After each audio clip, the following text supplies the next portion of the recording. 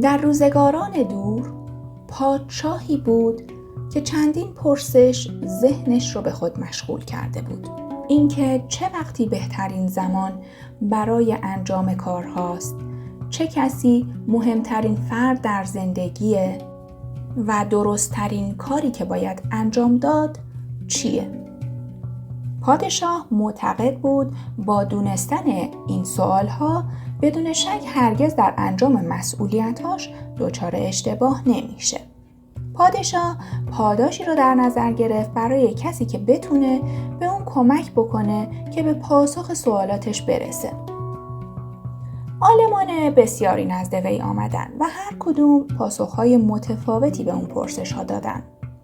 در پاسخ به پرسش اول عده‌ای گفتن یک شخص برای دونستن بهترین زمان برای انجام کارها باید ابتدا برنامه‌ای برای روزها، ماهها و سالهاش داشته باشه و دقیقاً طبق همون برنامه پیش بره. تنها در این صورته که میشه هر کاری رو در زمان مناسب انجام داد. اما برخی اعتراض کردند که این عملی ناممکنه که شخصی انجام هر کاری رو بتونه از پیش تصمیم گیری بکنه. اما درست اینه که به کارهای بیهوده نپردازه و هر کاری که پیش اومد ضروری ترین کاری باشه که در اون لحظه انجام میده. عده‌ای هم میگفتن هر شخص باید به اتفاقات پیرامونش آگاه باشه، ولی در عین حال مشاوران خردمندی هم داشته باشه تا به وی در انجام کارها در زمان مناسب کمک کنه. عده دیگری میگفتند کارهایی هستند که نمیشه اونها رو به مشورت با دیگران موکول کرد، ولی در اون زمان شخص میتونه تصمیم بگیره که آیا مسئولیت اون کار رو بپذیره یا خیر. در زمان تصمیم گیری اون فرد باید بدونه چه پیش خواهد آمد. تنها جادوگران به این کار واقف هستند و در نتیجه بهترین کار مشورت با جادوگرانه. به همون صورت پاسخها به سوال دوم نیز گوناگون بود. عده‌ای میگفتند ضروری ترین افراد برای خدمت به پادشاه مشاوران هستند. عده‌ای هم میگفتند کشیش‌ها و عده‌ای میگفتند طبیبان، در حالی که عده‌ای هم معتقد بودند که مناسب ترین افراد جنگجویان هستند. در پاسخ به سوال سوم، همون که مهمترین کار برای انجام دادن چیه، بعضی پاسخ میدادن مهمترین کار دنیا پرداختن به علمه. عده‌ای هم میگفتن مهارت جنگی و عده‌ای هم اعمال مذهبی رو عنوان میکردن. تمام پاسخها متفاوت بود. هیچ کدوم از اون پاسخها اما مقبول شاه قرار نگرفت و پادشاه به هیچ کس هیچ پاداشی نداد. اما همچنان به یافتن پاسخ مناسب برای پرسش‌هاش امیدوار بود. پس تصمیم گرفت با مردی عزلت نشین که به خردمندی شهره بود مشورت کنه. پیرمرد زاهد در بیشه‌ای زندگی می‌کرد که هرگز از اونجا خارج نشده بود و پذیرای کسی غیر از بومیان نبود. بنابراین پادشاه لباسهای ساده‌ای پوشید و پیش از اون که به کلبه اون پیرمرد برسه از اسبش پیاده شد، تنها و بدون حتی یک نگهبان. وقتی پادشاه به اونجا رسید، پیرمرد زاهد در حال کندن زمین مقابل کلبش بود. پیرمرد تا پادشاه رو دید با او سلام و احوال پرسی کرد و دوباره به کندن زمین ادامه داد. پیرمرد نحیف و بیمار بود و با هر بار که بیل رو در زمین فرو می برد مقداری خاک بیرون می پاشید و به سختی هم نفس می کشید. پادشاه نزد او رفت و گفت ای پیرمرد خردمند، من نزد تو آمدم تا از تو 3 پرسش بپرسم. چگونه می توانم زمان مناسب برای هر عملی رو بفهمم؟ به چه کسی نیازه تا بیش از همه بهش توجه کنم؟ و چه کارهایی مهم هستند و من ابتدا باید به اونها بپردازم؟ پیرمرد پرسش‌های پادشاه رو شنید اما به اونها پاسخی نداد. تنها واکنشی که نشون داد این بود که آب دهانش رو روی دستش ریخت و به کندن ادامه داد. پادشاه با دیدن این واکنش به پیرمرد گفت تو خسته‌ای، بگذار منم کمی کمکت کنم. پیرمرد سپاسگزاری کرد و بیل رو به پادشاه داد و خودش روی زمین نشست. پادشاه بعد از 2 بار بیل زدن کار رو متوقف کرد و دوباره پرسش‌های خود رو پرسید. مرد دوباره پاسخ نداد، ولی بلند شد و دستش رو برای گرفتن بیل دراز کرد و گفت حالا کمی بیاسای و بگذار من کار کنم. ولی پادشاه بیل را به او نداد و به بیل زدن همچنان ادامه داد. ساعتی گذشت و ساعتی دیگر هم گذشت. خورشید پشت درخت‌ها پنهان شد و عاقبت پادشاه بیل را روی زمین انداخت و گفت ای پیرمرد خردمند، من برای گرفتن پاسخی برای پرسش‌هایم نزد تو آمده بودم. اگر پاسخی برای آنها نداری بگو تا به خانه‌ام بازگردم. پیرمرد گفت کسی دارد میآید، بگذار ببینم او کیست.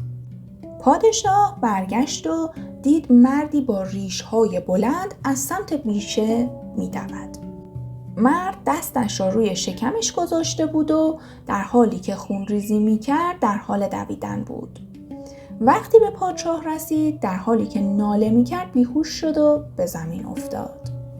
پادشاه و پیرمرد لباسهای مرد رو از تنش خارج کردند. جراحت بزرگی در شکمش ایجاد شده بود. پادشاه تا جایی که میشد زخمش رو شست و اونها رو با دستمال حله‌ای که پیرمرد به او داده بود بست. اما خون بر نمی آمد. پادشاه مجبور شد چندین بار دستمال خونین رو عوض کنه.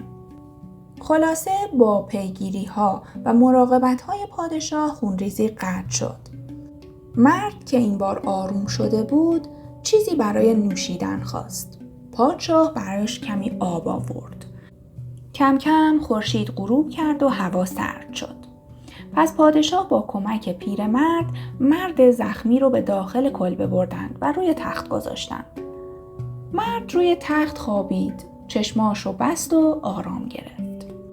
پادشاه هم از فرط خستگی اون روزی که سپری کرده بود همونجا در آستانه در به زمین افتاد و همونجا خوابش برد. خوابی عمیق در یک شب کوتاه تابستانی. وقتی پادشاه صبح از خواب بیدار شد دید که مرد ژولیده و زخمی روی تخت داره بهش نگاه میکنه و با صدای ضعیفی گفت لطفاً مرا عفو کنید. پادشاه تعجب کرد و پاسخ داد من تو را نمیشناسم و چیزی برای عفو کردن نمیبینم. مرد زخمی گفت تو مرا نمیشناسی ولی من تو را میشناسم.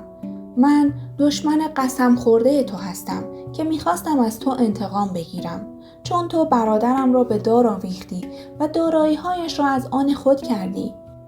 من دریافته بودم که تو قصد داری به تنهایی به این کلبه بیایی و تصمیم داشتم تو را در راه بازگشت بکشم. ولی 1 روز گذشت و تو باز نگشتی. پس من از پشت بوته بیرون آمدم تا تو را پیدا کنم. همین که به نگهبانانت نزدیک شدم آنها مرا شناختند و زخمیم کردند. من از دست آنها اما گریختم و بیشک اگر تو به من رسیدگی نمی کردی و زخمم را نمی بستی از خونریزی بیش از حد می مردم.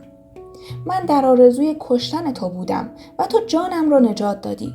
اکنون من زنده‌ام. اگر مرا بپذیری وفادارترین غلامت خواهم شد و پسرم هم نیز. لطفاً مرا عفو کن.